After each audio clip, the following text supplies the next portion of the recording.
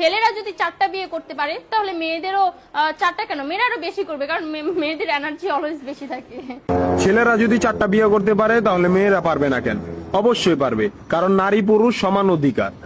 আর যদি একটা কথাই চিন্তা করি তাহলে মেয়েদের চেন কোনো কাজে লাগে না, চেন খুলে মোতার অধিকার তো তাদেরও আছে। মালে আসেন, একটা চাবি দিয়া যদি 4টা তালা খোলা যায় ওটাকে বলা হয় মাস্টার কি, আর একটা তালা যদি 4টা চাবিতেই খুলে সেটাকে বলা হয় খাঙ্কি।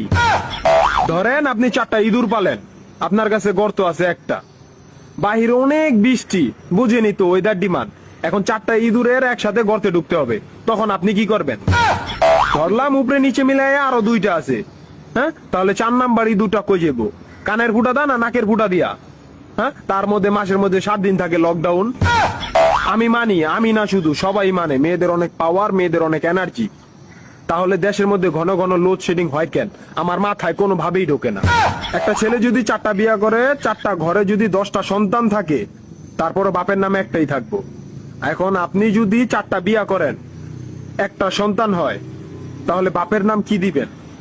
সলিমুদ্দিন, কলিমুদ্দিন, আনোয়ার, মনোয়ার, নাকি গড়ে মিলাইয়া জানোয়ার? আপনি কি নারী না ঢাকা শহরের লোকাল গাড়ি? 30টা সিট ফুল, 20 জন দাঁড়ানো, তারপরও বলে পিছনে সিট খালি, ওঠেন তাড়াতাড়ি, পিছনে সিট খালি, ওঠেন তাড়াতাড়ি।